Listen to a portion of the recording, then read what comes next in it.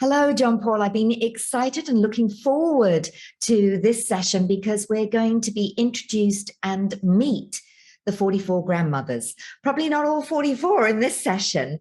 And many people may not know who they are, what they are. And I'm curious to know how you came to have that connection with the 44 grandmothers. Tell us more. So in my initiation year, so just to clarify again, so your initiation period is your apprenticeship period is a year and a day. The initiation period for men's initiation is 7 years. So in the apprenticeship period, you're given over to various teachers. So as I was passed from tribe to tribe across Canada and back across the US, it was largely, I was thrown to grandmothers. And I would arrive on a reserve, and it would be, the medicine man would kind of like, oh, someone to do a lot of work for me. And the grandmother would run up and go, nope, he's mine, get away. So I was taken by the grandmothers. So that seemed to be the way it went. And then somewhere toward about maybe middle of that apprenticeship year, you make an agreement with some spirit guides. So there's your first group of spirit guides that are going to help you with your apprenticeship period and into your initiation years. And most people get, a particular group of spirit guides, or, they show up and they look like angels, or I get the grandmothers. So my teacher hands me a beautiful pouch of hair, human hair. And she says, these are clippings from the grandmothers. So I'll teach you the ritual that you do. But if the grandmothers are going to accept you and teach you, then they'll share the song with you. So I'm, all right, we'll give this a go. So I do the thing, and I do all the thing that I'm taught, and I burn the hairs, and suddenly I hear the song, like the tune, the lyrics, the whole thing. It's a bit of a silly song. And so the instruction is that you burn these hairs, you sing this song, and you get transported to the council of the grandmothers. Okay, so we go. So I go and I do this, and it's always for the first probably year or so. Well, even now, it's this same particular cave. And it's a cave with a big shelter opening. And it's a big crescent shelter opening that faces, the direction can change. Sometimes it faces the west, sometimes it faces the east, but it's a big flat area. And there's all of these grandmothers sitting in this huge circle. And at the beginning, I would be thrown into the middle. So I didn't sit in the circle, I would be in the middle. And they went through lots of healing, lots of dismemberment, lots of ripping my head off and shaking out dust. They would be slicing me open, and they would be taking organs out, and they would be changing things and doing things and putting me back together. And then there were times where I'd be sitting there close to the fire, and they would come and they would smack me really hard on the back, and it would fling this luminous body out. And so then there would be two of me, and I would be sitting there with this kind of crude physical body, but then I would see this luminous form of me, and they would take that away for adventures and teaching and leave this one here. So it was just an extraordinary experience. So for the first year, it was just lots of lessons. And a grandmother would come forward and she would say, I'm here to teach you about something. So there's 44 different lessons that were led by a particular grandmother. So she would introduce herself and say, I'm here to teach you this thing. So that's the 44 of them are because they were kind of had a specialty, each of the grandmothers. And sometimes I would go, and it was the sweetest thing. I would look around the circle, and sometimes there would be like just a shell sitting there and no grandmother. And sometimes there would be like a little note. It would say, out on a journey, out on, not out to lunch, but, away. So sometimes there would be a placeholder if there wasn't a grandmother. And so I asked at one point, I said, well, what is that? And they said, well, some of the grandmothers are actually incarnated at the same time you are. So some of the grandmothers actually are living at the same time you are. So they aren't always here. Some of the grandmothers are in that in-between place and live in this dimension full time. And other grandmothers are ring-ins. What's that? So that if there's a particular issue, they will come in. So I'll explain that when we get to the sacred hoop grandmothers. So sometimes they're augmented with these guest grandmothers that come in, but they're all women. They're all old, wise women.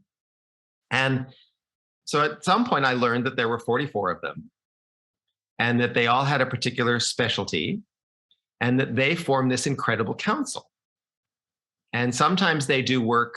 They're not always there for me. They're doing work. So they're dealing with crises on the earth plane. They're dealing with incarnation issues. They're a very wise council that gets used for all kinds of purposes. So it wasn't until years and years and years later, when they asked me to sit in one of the positions, that I got to deal with what happens for the council. So one of their functions is when there's a struggle about incarnation, when a soul wants to come in, but there's a conflict. So there might have been a contract and the soul has decided that it's learned a bunch of things and it doesn't want to complete that contract. So it wants to revise the contract, or it wants help to figure out a new purpose to incarnate. And they counsel with the grandmothers. And we would sit and we would listen to this soul about what it is it wanted to do or what it wanted to change. And there was a discussion. And I was just silent. I just voted. I didn't say anything for the longest time because I thought, who the hell am I? But, after years, I would participate. So have you met some of these grandmothers who are in incarnate form as well? I don't think so. Okay. I don't think so. And I think that's just economical, that if I'm around, there doesn't need to be someone else. Yes. For a while, I kind of was suspected that Rhoda was one. Interesting. And I'm still not sure that she might be. But she doesn't seem to speak of that or have a conscious awareness of it. Yes, and that may also be a contract agreement not to have the conscious awareness of it. Probably, yeah. That doesn't mean you're any less. And she is a very extraordinary woman. I totally agree with you. Yeah. Because when I first met her, the sense of knowing I had with her was the grandmother's energy. It was that circle. It's like, wait a minute, I know you from sitting in circle with you. It wasn't like I know you from past lives or something. It was like, wait a minute, we've done work together. So who knows? But I did meet a woman, a medicine woman in Colorado who, blah, blah, blah, grandmother. She said, I work with the Council of Grandmothers. Like, so do you meet in this cave? Yes. And are they sitting in? Yes. And is there a fire? Yes. And yes. And so it's very similar, if not identical. And she worked with this Council of Grandmothers as well as her particular spirit guide. So it's kind of that they're my spirit guide instead of other kinds of teams. So when I do a session with someone, I can see their spirit guides, and then the grandmothers come forward to help and give advice. So do all 44 grandmothers come forward except the ones who've sort of left their out for lunch kind of card? Or do specific grandmothers come forward because specific grandmothers share certain wisdom, certain gifts that are appropriate at that time? Yeah, that's the case. So when I do a grandmother session, I have no idea how many are going to come forward. There's always a couple, 2 or 3 that come forward because, we think we've got something to share here, something to help. And then sometimes I've had sessions where they go, wait a minute, we need to go get someone. And they'll go bring another grandmother forward and interrupt whatever she was doing and have her come and say, you need to hear this. And then they have just the most incredible wisdom. So I guess the lessons I mean, there's a big long list of them, right? I know you told me that when you first met them and were getting all these lessons, you kind of wrote it all down, almost like a book. It sounds like a book that really needs to be completed and published, John Paul, if I might say. And if you're open to sharing some of that wisdom that some of them shared with you, with our audience today, that would be amazing. Yeah, happy to. So each one has a particular specialty. And then there were 3 grandmothers. So 2 grandmothers shared the healing part. And they speak of themselves as the holders of the sacred hoop. So there's 2 sacred hoops for healing. There's the sacred hoop of external things that you need for healing and internal. So the 2 grandmothers hold these particular hoops. And so there are things like balance, breath, limits, boundaries, dismemberment. And then there's one of the most beautiful ones in the healing work is the grandmother that holds the sacred hoop of internal healing. And her lesson to me was to have me for days document myself in keeping myself internally strong, internally whole. And she said that there were 9 acts that I had to do every day. And I had to keep a journal and I had to list these 9. And I had to rank myself from 1 to 10 on how well I did on that act. So I think it's extraordinary to think of yourself, if you're trying to keep yourself internally in that sacred healed place, the acts every day, you must perform an act of love, study, craft, movement, breathing, cleansing and purification, blessing and prayer, nourishment, and sleep and dreaming. So it was a challenge. Some days to go, okay, craft, I haven't done any craft today. So it's making something simple. Yes. So sometimes I decided to take the nourishment and make the preparation of the meal into craft. And cleansing and purification, we don't do that every day, but that's not hard. So it was really interesting. In the days when you don't have movement and you don't do conscious, focused breathing, well, the power of that. So I thought that was just incredible. So that's how it would go, is that she would say, I hold the sacred hoop for internal healing. This is what you have to do. So she would give me this recipe. You have to track yourself. So I think it was 9 acts and across 9 days. And, how did you do with each of those? Another one that was incredible in the sacred hoop of healing was talking about limits and saying that limits are an important thing. And her teaching for the limits said that there's internal limits that you set that are the hard ones. The external limits are easy, and you know how to set those. But she said to me, there's 7 internal ones that you have to grapple with. So she said, I want you to be on the lookout for these. So she gave me 7 challenges to watch for, because she said, the minute you have one of these, you need to set an internal limit. It was incredible. So they were ignorance,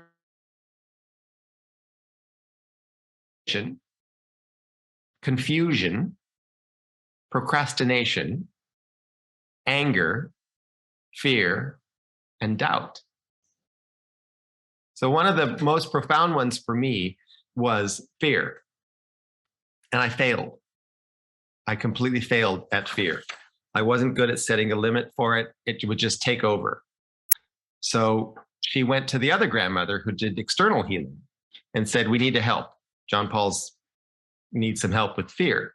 So the grandmothers in a ritual gave me a thing called a fears eater. Oh, I like that. Yes, please. Well, so it was this black slimy thing. So they said the black slimy thing will just stay around in your auric field.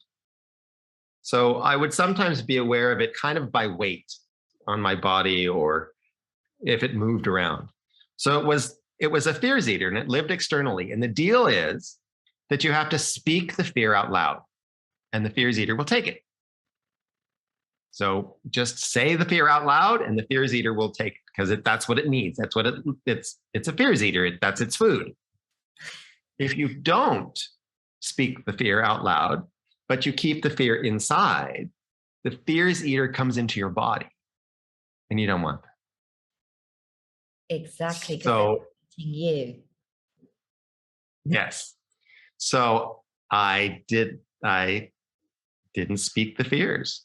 I kept them inside. And so the fears eater was inside and the grandmothers were like, oh no, oh, now we have to go get it out. So there was this whole psychic surgery thing and they had to get it out. And they said, we don't know, we're going to have to really counsel about this because we could give it back to you, but you cannot keep the fears inside or it'll go inside because it's feeding on the fears. So it was such a powerful lesson. That's so profound as well, for these days and times where people have trauma, anxiety, stress. I'm thinking of one of my clients recently, and emotion was coming up for him, and yet he left the room. He couldn't display it, couldn't share it, and the whole session I could see the control that he's not expressed, these fears. And of course, they are eating him away with depression, eruptions of anger and temper. And I've seen this in other people as well for our times because of social media. We have to look a certain way. We have to be a certain way. And so we're not speaking our truth and we're afraid to let who we really are out. So what is it doing? It's eating us away inside. And when you were going through that list, not just fear, but I could put my hand up for quite a few of those. Oh yeah. So no, it was so great that these give you to, and I just like using the word work, the insights and the awakening that this gives you in terms of clearing. And just to backtrack a little here, John Paul, dismemberment. People may feel a little bit uncomfortable with that. And I know in shamanic journeying, when you go to the lower world, the middle world, and the upper world is complete, being ripped apart by a bear, if I'm not mistaken. And then, of course, when you come back, you're remembered and in a different way. Do you want to explain a little about this dismemberment, just so that people aren't like, oh, holy moly, that sounds awful? Yeah. So the understanding is that we have a luminous body that's part of ourselves, and we have a physical body. So there's an emotional body, a spiritual body, a mental body. There's all these layers to ourselves. So when you're in one of these ceremonies or you're in one of these healing rituals, they're working with one of those bodies. So the physical body is the densest one. So if they're going to separate your bodies into the various layers and they're going to do surgery or tear something apart or clean something out, it's a beautiful thing because there's always the remembering, the reconstituting, the putting the layers back together. So what they do for you is they separate these things out and they clear out what needs to be taken out because sometimes it just has to get removed. So I think that Western medicine says if this thing is growing and it's a bad thing, we pluck it out. Well, the same thing happens in shamanic ritual. If this thing is in the emotional body is not serving and it's going awry, we've got to pluck it out. So you look forward, as a shaman, you look forward to dismemberments because then you know for sure that something is being cleared. It's not like a ceremony where they go, now, you really should work on that. They just go and get it. They're like, enough, no more chitty chat. We're just going to, we're going to go in there. We're going to get that thing out. And it's just perfect because they're in control. They're working on all the subtle bodies and they put you back together. That's incredible, and that makes people view it in a different way. And sometimes just pulling a little bit out here, a little bit out there, and of course it treats us holistically rather than just treating this part or dealing with that. One bad apple affects everything. So pulling it all apart, cleaning it all out, and then putting it back together in a completely new way, remembering. Beautiful. Yep. Beautiful. Yep. So look, we've heard wisdom from just two of the grandmothers now, and yet you've got the sort of 9 days with the 9 acts, and then all those, even just on fear, speaking up, and then going through all the others like procrastination, and some of the others that you were mentioning. We've got quite a lot of work there to do, just for grandmothers. Yeah. So it was the better part of a year and a half. So sometimes they would say, I'm here to teach you about purpose or vision or potential or perspective or concern. That was a powerful one. Protection, guidance, record keeping, agreements, communication, transition, death and dying, remembering, tradition, purity. So there was they all came forward with a particular thing. And sometimes it was a week that it took me to, have lessons. Sometimes it was quick. Sometimes it was just a shift of perspective, just a paradigm shift that you made. So some of them are quick, some of them were longer. And it was interesting because I never knew how long, how I had no idea that it was going to be one lesson per grandmother. I didn't know that when we started. I just thought, is this going to be like, how long are we going to do this? How far is this going to go? Because there was the next lesson, and here's the next lesson. And it took me a while to cotton on that no grandmother was teaching me 2 lessons. So I'm like, all right. So call you out on your stuff, because as you said, you knew there were some fears to come out. And a lot of people are in denial or not aware of the block. It's like, you can't see your own backside. You're not aware of the limiting belief or what is holding you back. So are they holding up a mirror almost to let you know, or calling you out, saying, when you say, okay, that's done, and they're going, really? Yeah, no, they're not your indulgent grandmother who's giving you lollies and, telling you you're amazing. They're the grandmothers that have the wisdom that are like, listen, enough. They're serious. They are serious, serious grandmothers with incredible amounts of love. I never felt that they were reprimanding me or that they were disciplining or just fierce. They can be fierce, but it's always for an incredible purpose. And like the fears eater thing, it's like, no, you have to get this. We're not letting up until you get this. So they're, they'll stay on you, but yeah, it's all about the real work. It wasn't, what's one that would be fun? Heightened awareness.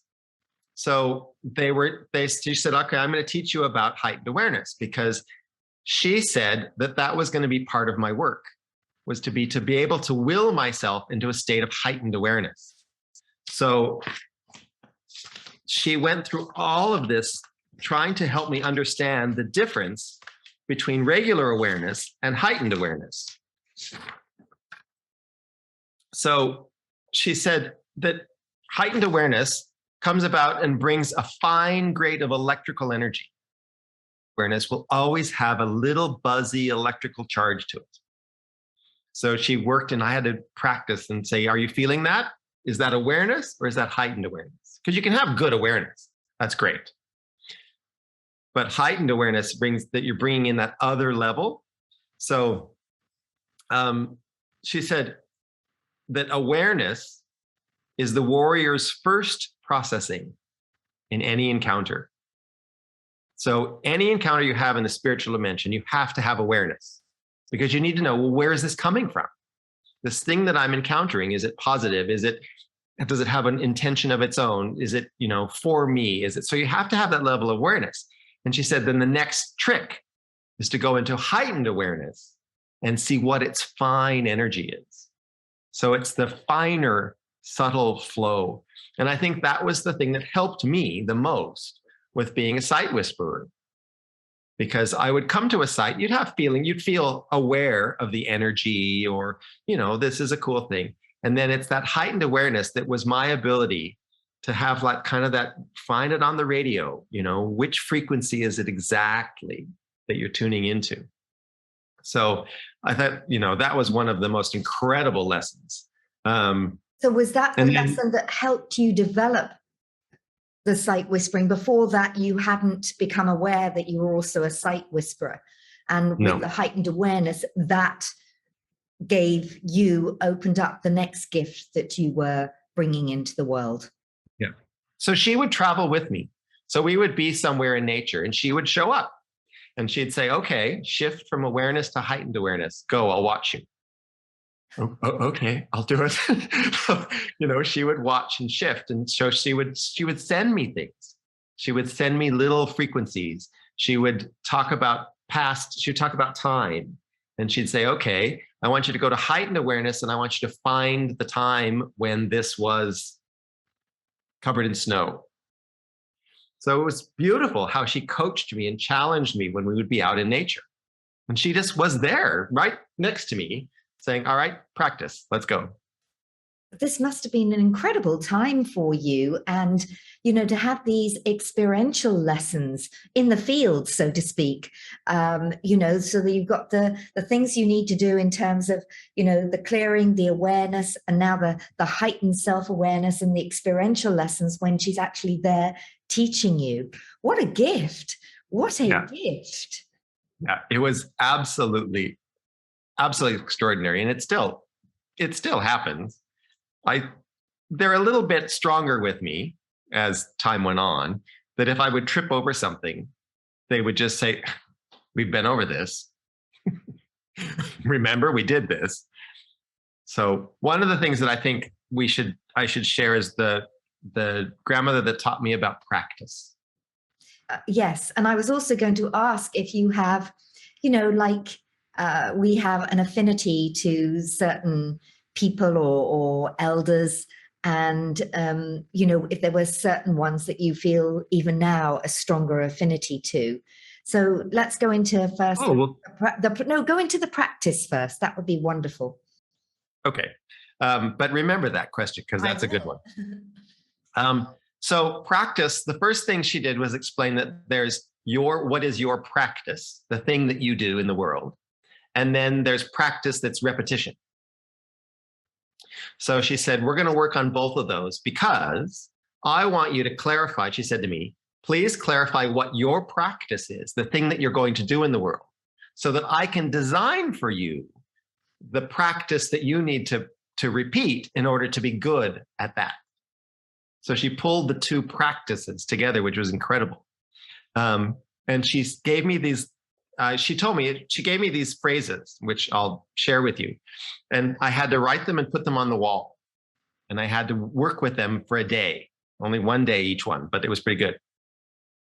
So the first one was, practice is the activity you willingly engage in as a direct correlation to enhancing your particular reality. So it took me a while to unpack that, to say, okay, if it's an activity that I willingly engage in, I get that part, that's directly related to enhancing my particular reality. So again, well, what is it you want? Well, then let's willingly engage in an activity that enhances that thing that you believe or want. So it's about choosing the activities that are going to enhance the reality that you want. So that became a whole study of, well, how am I spending my time? What is it that I'm doing? And what is it that I'm repeatedly doing? And does that enhance the reality that I want? And of course, it also comes round to getting clarity on, as you said, what is it that I really want? And I think that's also a space and place where many people struggle, that we look to others and look at their life and say, I want to be like this, I want to be like that. And then you follow that path. And I know this is something that I used to do when I was younger. I never had a clear, direct path. that I used to look at other people and think, oh, that looks a good job. So I used to train, and I'd go and follow that path for a while. And then I'd get bored. I don't have a very long attention span. I'd learn everything. And then, a couple of years later, it's like, what else? What else? Oh, yes, that looks an exciting role. So I'd, go there. And I remember my mother say, oh, you'll never get to the top of the ladder if you keep switching. But what it did was it gave me, such a tapestry, a rich tapestry of so many different areas to explore, because I've always been curious. And, then when I moved into learning and development, well, that's a never-ending field anyway, because you're always learning something new, and that's one of my passions. And what I see when I work with people is that there comes a time when they have to find their own path, not following somebody else's path. And so when you say, what is it that you want to see in your reality, and what path, many people don't have that clarity. And particularly now when it seems that certain paths are blocked. Yeah. Well, to the point of that you're saying with the people that you worked with, one of her phrases, I knew I had something like it, was she said to me, your method of practice is how you can learn about yourself and gain an understanding of yourself. So it's like, yeah, what is your method of practice? That's what you're going to learn about yourself. Yes. And how you do that. Then she said, the ultimate goal is that practice becomes impeccability. And I thought that was beautiful, that your practice and the practice of your practice just becomes impeccability. And you have that's your solid, in proper practice, you and the tools fuse into one. So that was really beautiful. She also had me work on practice eliminates doubt.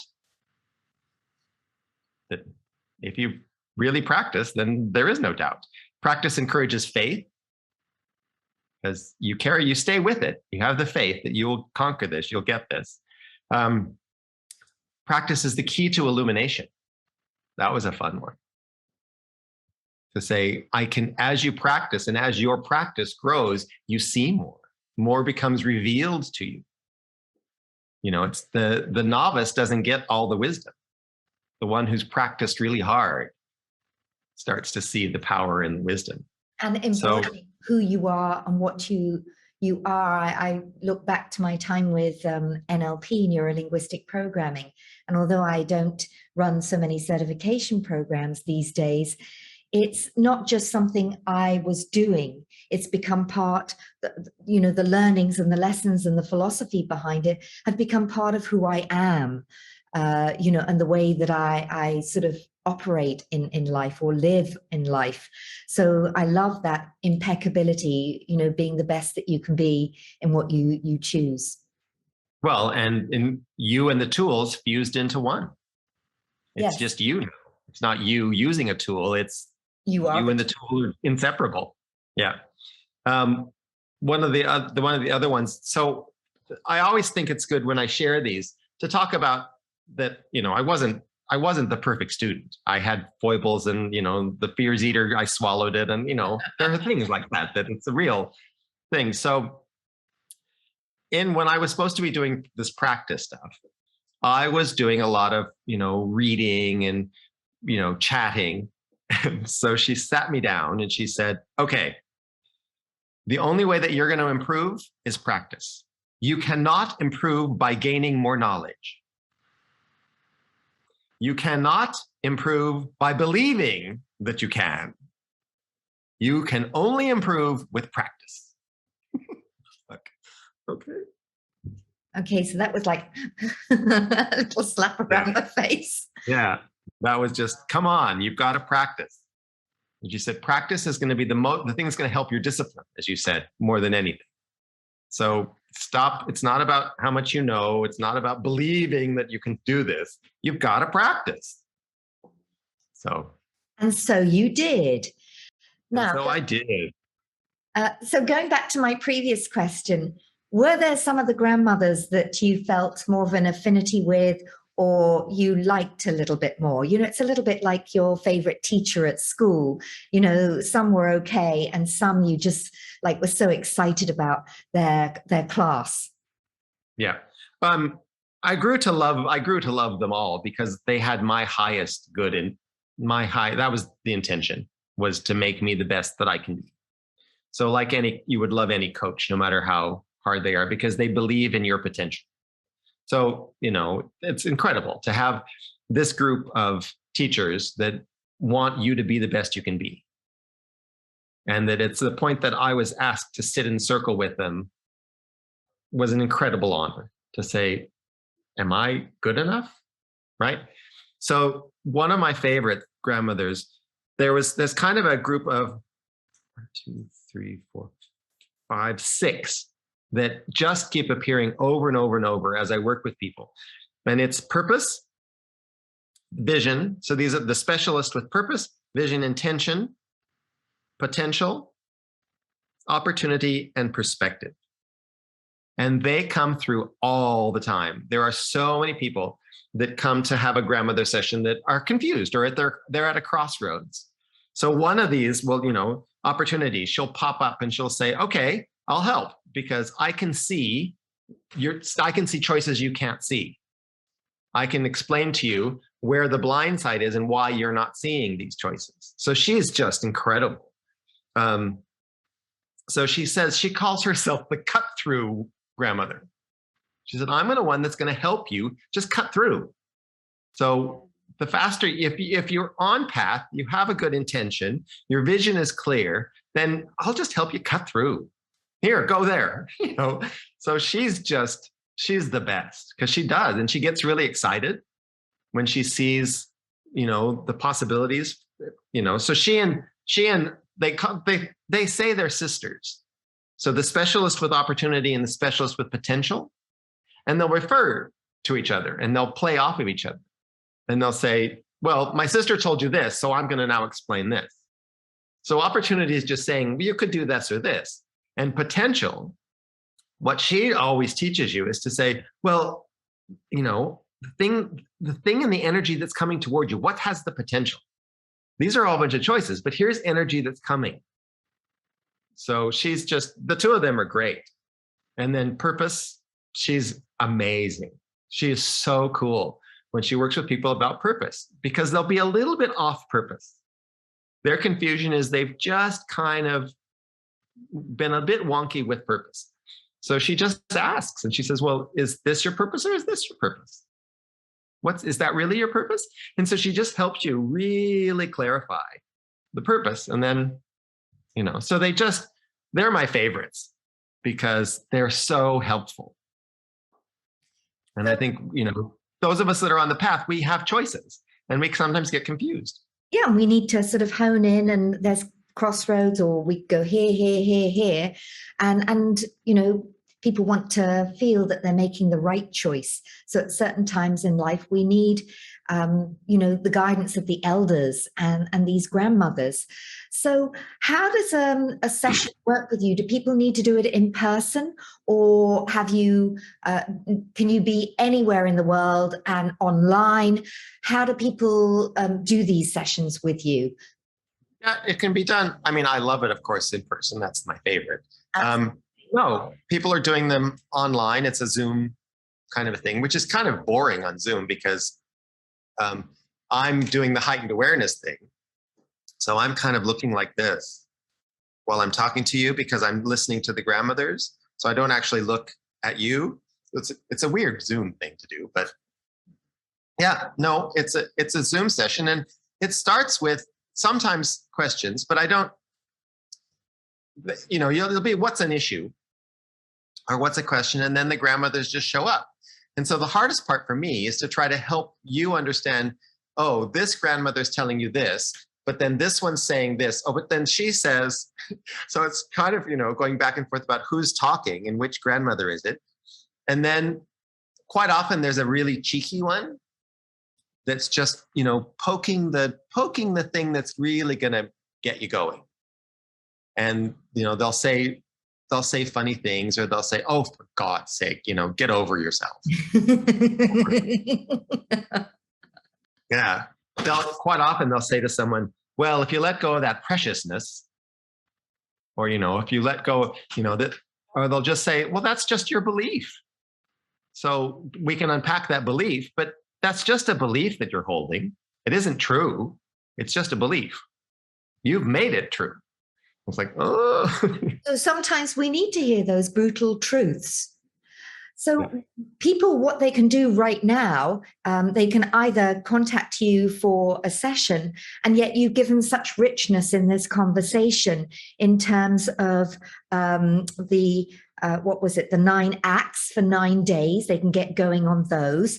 Then the fear eaters, seeing your fear, so that you're the seven challenges. And the 7 challenges, absolutely, would be work that people can get started on right now to start sort of clearing their field. Yep. There's another easy one that people could work on. That's was the grandmother that looked up, was her specialty was wisdom.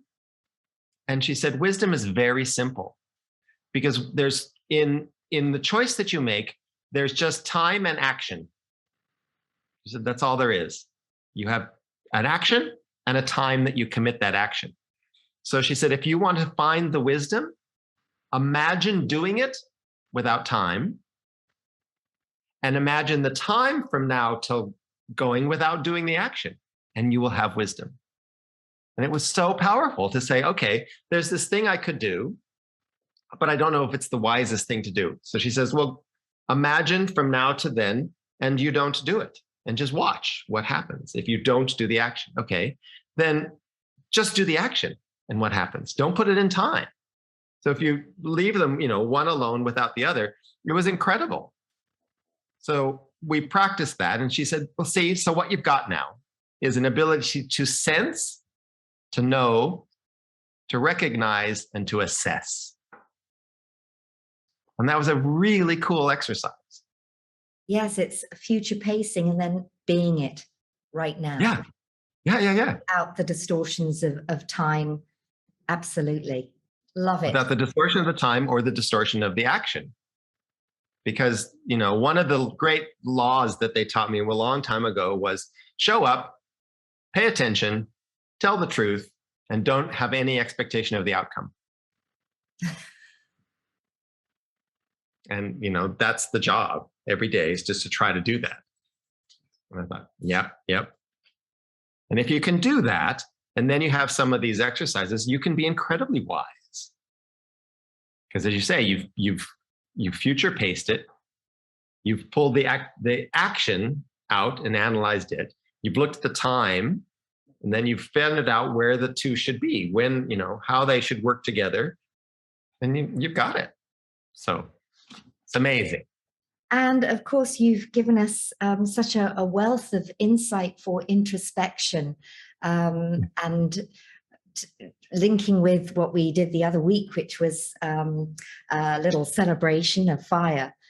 I believe that we should be doing a celebration for all this wonderful wisdom that you shared. Really, this is incredible. So once again, I thank you for the gifts that you shared from the grandmothers, and I thank the grandmothers for sharing their wisdom as well today. It's been extremely insightful.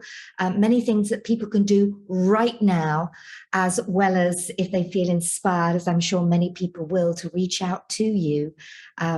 Thank you so much. Thank you. My pleasure.